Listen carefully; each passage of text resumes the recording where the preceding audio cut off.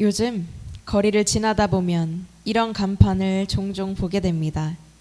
리뉴얼 오픈.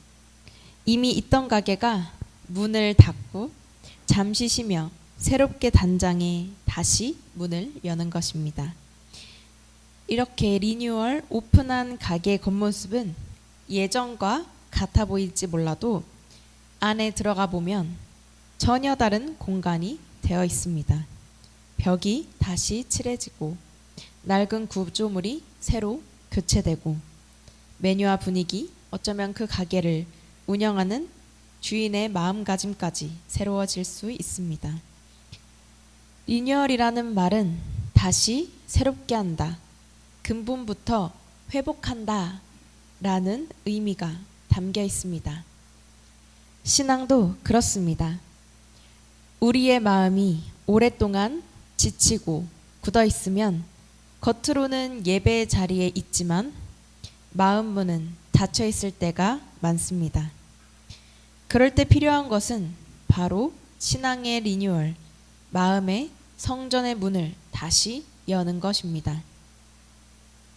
오늘 본문에 등장하는 히스기야 왕은 바로 그 일을 한 사람이었습니다. 그가 왕위에 오를 때 나라는 이미 영적으로 깊은 어둠 속에 있었습니다. 그의 아버지 아하스 왕은 하나님께서 가장 싫어하는 일을 서슴지 않았습니다. 우상을 섬기고 심지어 자기 자녀를 불에 태워 제물로 바쳤으며 하나님의 성전 안에 이방식 제단을 드려왔습니다. 그리고 마침내 성전의 문을 닫아버렸습니다. 성경은 이렇게 기록합니다. 역대하 28장 24절 말씀입니다. 함께 읽겠습니다. 아하스가 하나님의 전의 기구들을 모아 하나님의 전의 기구들을 부수고 또 여호와의 전 문들을 닫고 예루살렘 구석마다 제단을 쌓고. 이 말씀 한 구절이 시대 전체의 영적 상태를 말해줍니다. 성전의 문이 닫혔다는 것은 하나님께 나아가는 길이 막히고 백성의 마음이 하나님으로부터 멀어졌다라는 뜻이었습니다. 예배가 사라지자 나라의 질서도 무너졌고 백성의 마음은 흩어졌으며 하나님이 중심이던 나라는 더 이상 하나님 나라가 아니었습니다. 이렇게 혼란한 시대, 히스기야가 25살 젊은 나이로 왕위에 올랐습니다. 그는 이전 세대의 타락을 그대로 답습하지 않았습니다. 그는 왕위에 오른 첫 달에 곧바로 성전의 문을 열고 수리했습니다. 본문 3절 함께 보도록 하겠습니다. 첫째 달에 여호와의 전 문들을 열고 수리하고. 히스기야는 누구보다 절실히 알고 있었습니다. 무너진 나라를 세우는 일은 군사력도 정치 개혁도 아닌 하나님과의 관계 회복, 즉 예배의 회복이라는 것을 말입니다. 그래서 그는 나라를 리뉴얼하기 전에 먼저 예배를 리뉴얼했습니다. 닫힌 문을 열고 부서진 기구를 고치고 제사장들을 다시 부르며 하나님께 드리는 제사가 회복되게 했습니다. 그때부터 유다는 다시 숨을 쉬기 시작했습니다. 오늘 우리의 모습은 어떻습니까? 바쁨과 무기력, 상처와 염려 속에서 하나님께 향하던 마음의 문이 닫혀 있지는 않습니까? 예배는 드리고 있지만 감동은 없고 기도는 하고 있지만 응답보다 의무감이 앞설 때, 그것이 바로 마음의 문이, 성전의 문이 닫혀 있는 상태입니다. 하나님께서 오늘 우리에게 말씀하십니다. 너희는 성전의 문을 다시 열라. 닫힌 신앙을 새롭게 하라. 멈춘 예배를 다시 시작하라. 히스기야가 그랬던 것처럼 우리의 마음과 삶이 하나님 앞에 새롭게 리뉴얼 되어야 합니다. 그가 왕위에 오르던 첫째 달에 여호와의 문을 열고 전문을 열고 청소하였다, 수리하였다 라는 말씀은 오늘 우리의 이야기이기도 합니다. 오늘 이 말씀을 통해 성전의 문을 다시 여는 시작의 방법을 함께 살펴보고자 합니다. 먼저 첫째는 하나님을 향한 우선순위를 회복하는 것입니다. 히스기야가 왕위에 즉위하자 무엇부터 했습니까? 나라 사방에 쌓인 현실적인 문제들이 참 많았지만 그는 첫 해, 첫 달에 성전의 문을 열고 수리하는 일을 제일 먼저 했습니다. 그는 지금 나라에게 잔뜩 쌓여있는 위기를 정치로 풀지 않았습니다. 새로운 정책을 내거나 왕권 강화로 밀어붙이지 않았습니다. 대신 하나님과의 관계 회복, 곧 예배의 회복을 가장 시급한 국가의 과제로 보았습니다. 히스기야의 이 선택은 나라가 회복되려면 먼저 하나님을 향한 우선순위를 회복해야 한다라는 이 확신이 그의 출발점이었습니다. 우리는 이 모습에서 다윗을 떠올립니다. 다윗 역시 왕위에 오르고 왕권을 공고히 하기 전에 하나님의 임재를 나라의 중심에 모시는 일을 최우선으로 삼았습니다. 사무엘하 6장에서는 이렇게 증언합니다. 다윗이 일어나 자기와 함께 있는 모든 사람과 더불어 바알레 유다로 가서 거기서 하나님의 궤를 메어오려 하니. 이 과정 속에서 우여곡절은 있었지만 여호와의 궤를 다윗성으로 옮기게 됩니다. 그는 6걸음을 옮길 때마다 제사를 드리며 여호와 앞에서 힘을 다하여 춤을 추었습니다. 사무엘하 6장 14절 15절 말씀입니다. 함께 읽겠습니다. 다윗이 여호와 앞에서 힘을 다하여 춤을 추는데 그때에 다윗이 배에 못을 입었더라. 다윗과 온 이스라엘 족속이 즐거이 환호하며 나팔을 불고 여호와의 궤를 메어오니라. 아멘. 다윗의 마음과 몸 그리고 공동체의 질서가 하나님 앞에서 다시 세워진 순간 하나님의 임재의 기쁨이 회복되었습니다. 이를 통해 알 수 있는 것은 왕권보다 시스템보다 어떠한 큰 성취보다 먼저 하나님의 임재가 가장 큰 우선순위라는 것입니다. 히스기야의 선택은 바로 이 다윗의 길을 다시 걷는 것이었습니다. 그는 닫힌 성문을 열고 무너진 질서를 바로 세우고 예배를 국가의 최우선 과제로 올려놓았습니다. 사랑하는 여러분, 우선순위를 하나님께 돌려놓는 순간 나머지는 다시 제자리를 찾아갑니다. 삶이 뒤엉키는 근본적인 이유는 종종 하나님이 1순위가 아닐 때, 그때 일어납니다. 하나님이 1순위가 될 때 시간의 질서가, 관계의 질서가, 사명의 질서가 다시 살아납니다. 예배는 부수적인 일이 아니라 인생의 우선순위입니다. 예배가 무너지면 결국 삶이 무너집니다. 예배가 세워지면 삶이 안정됩니다. 예배는 하나님을 내 삶의 중심에 모시는 일이기 때문입니다. 다윗이 하나님의 궤를 다윗성으로 모셔올 때 그는 6걸음만 옮겨도 하나님 앞에 제사를 드렸습니다. 겉으로 보면 이것은 과한 것이 아닌가, 그 정도까지 해야 되는가 라는 생각이 들지도 모릅니다. 하지만 다윗에게 예배는 없으면 생명이 끊기는 줄과 같았습니다. 그래서 속도를 줄여도 좋고 계획이 늦어져도 좋으니 먼저 하나님을 높이는 일을 택한 것입니다. 다윗은 급하게 목적지에 도착하는 것보다 하나님의 임재를 모시는 방식이 더 중요하다는 것을 알고 있었습니다.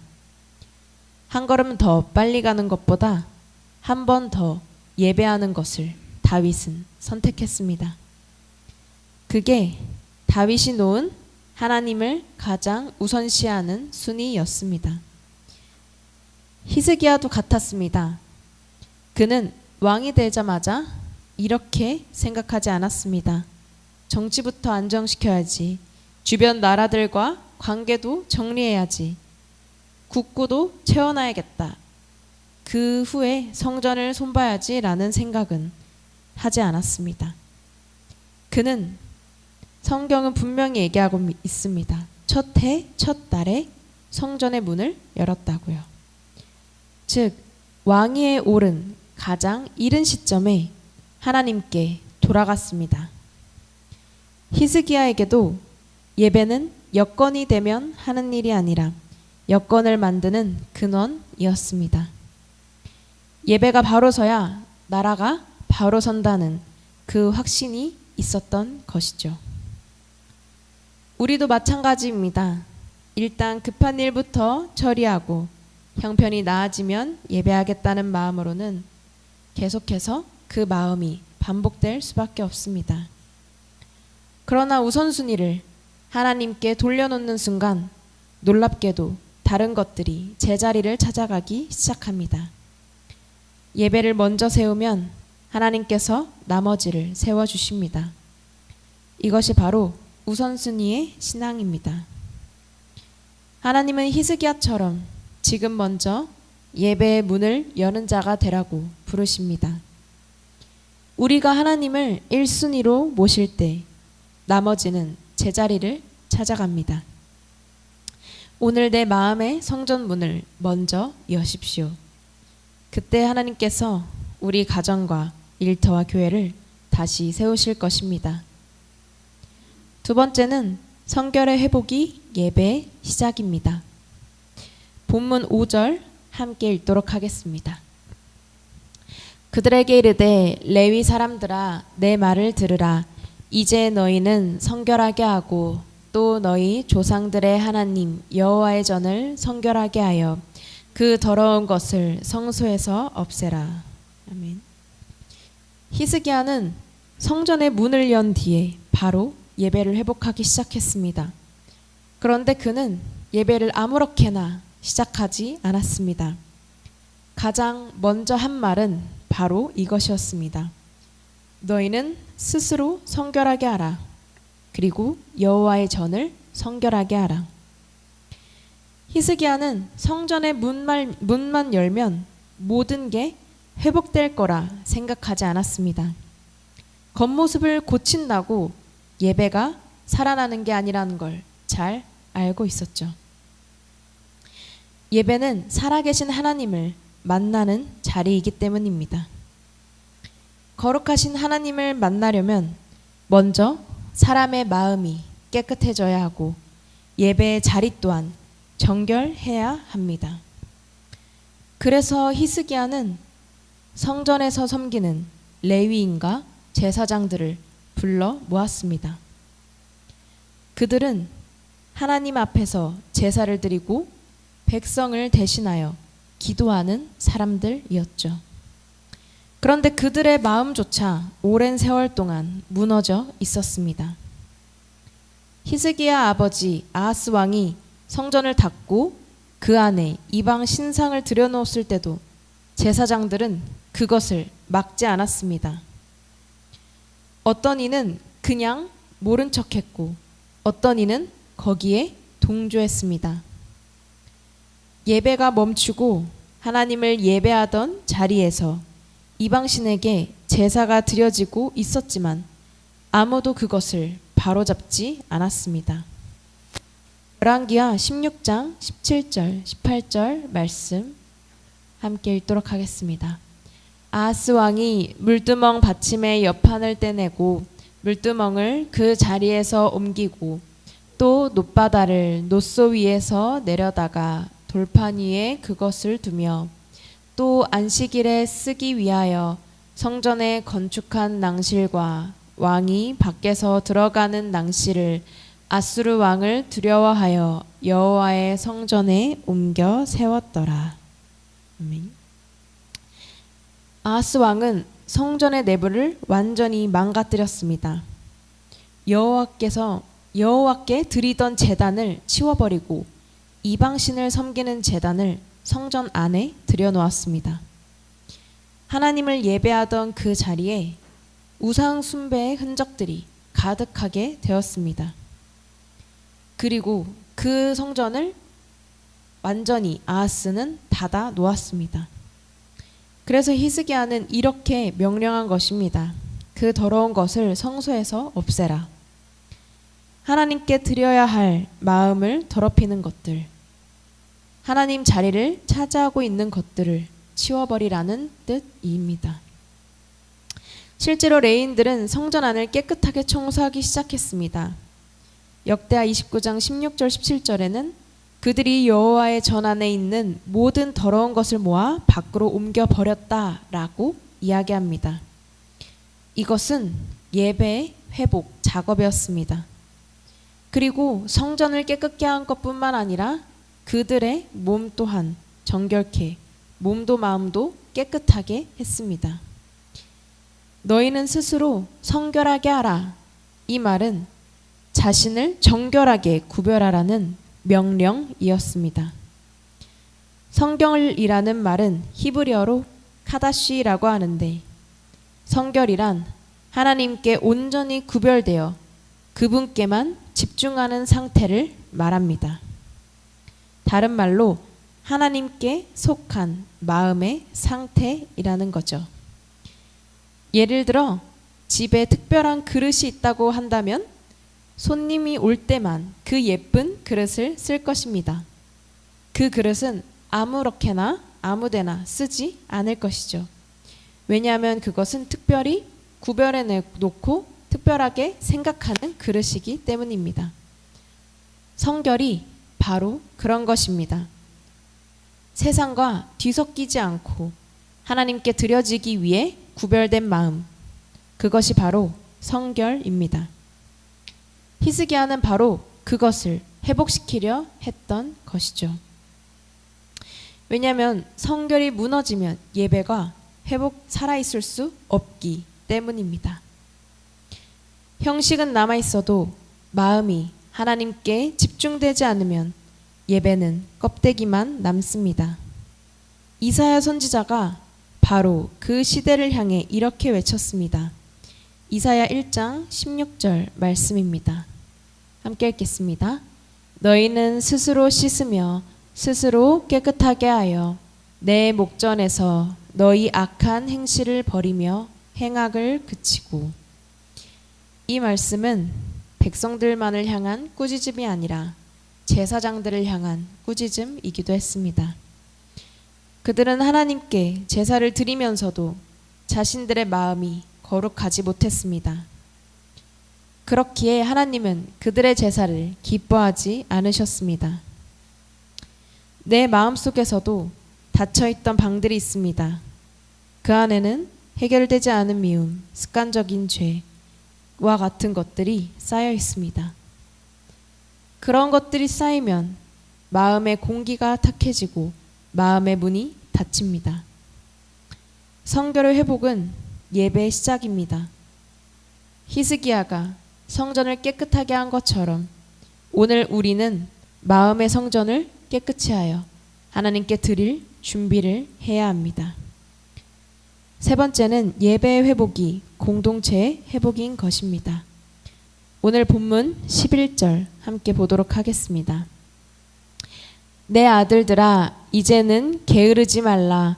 여호와께서 이미 너희를 택하사 그 앞에 서서 수종들어 그를 섬기며 분향하게 하셨느니라. 아멘. 히스기야는 성전문을 열고 성결을 회복한 후에 제사장들과 레위 사람들에게 이렇게 말했습니다. 이제는 게으르지 말라. 하나님께서 우리를 택하셨으니 그분의 부르심에 합당하게 서 있으라는 말입니다. 예배 회복은 개인의 열심으로 끝나는 일이 아닙니다. 히스기야 혼자만의 결단으로 되는 일도 아니고 레위인의 몇 명의 헌신으로 끝나는 일도 아니었습니다.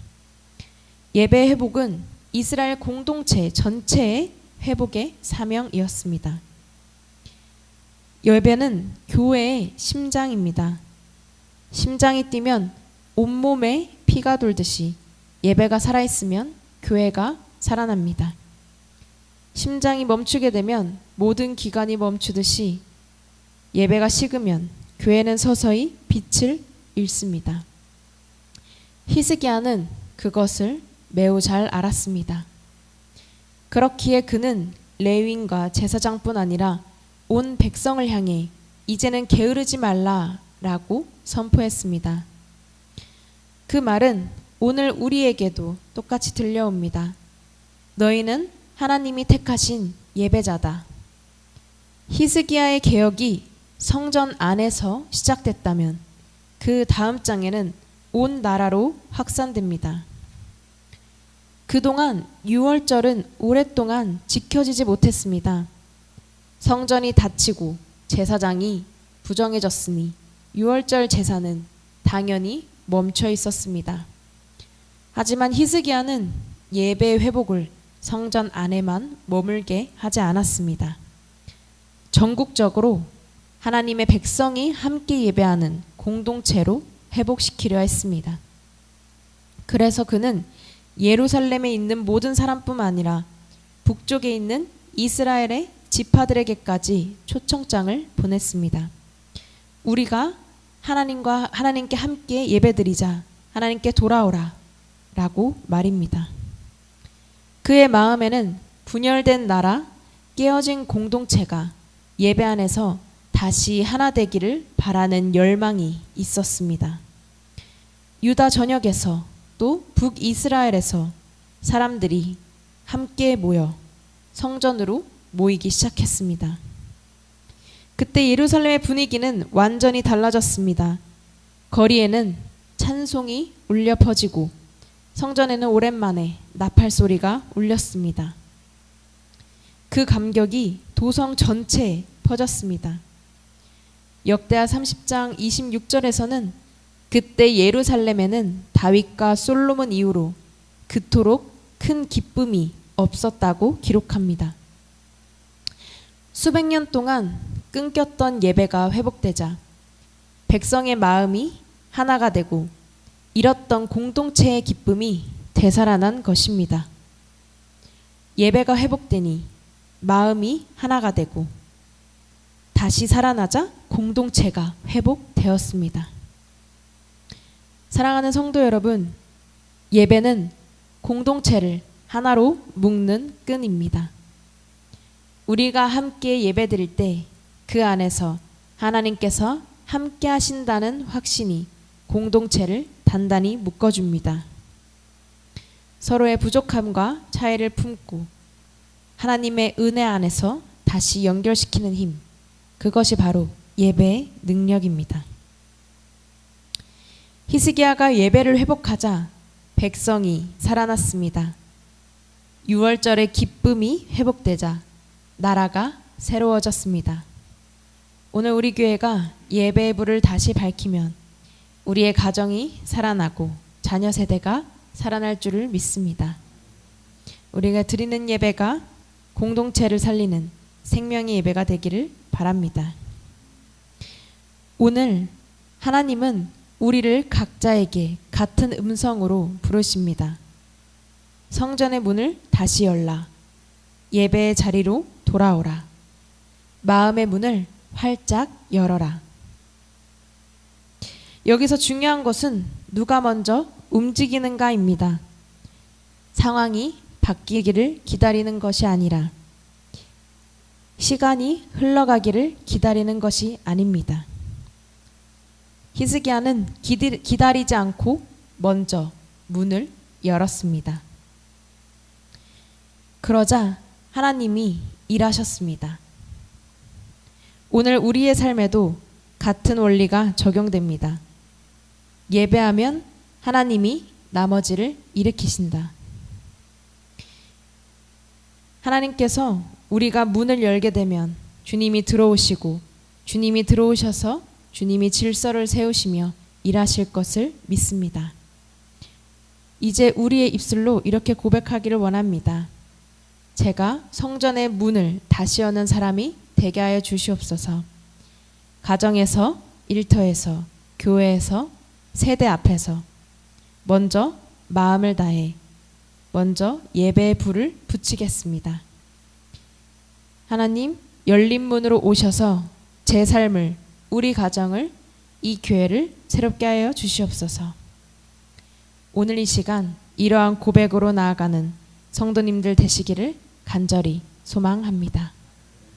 우리 찬송가 420장 함께 찬양하시겠습니다.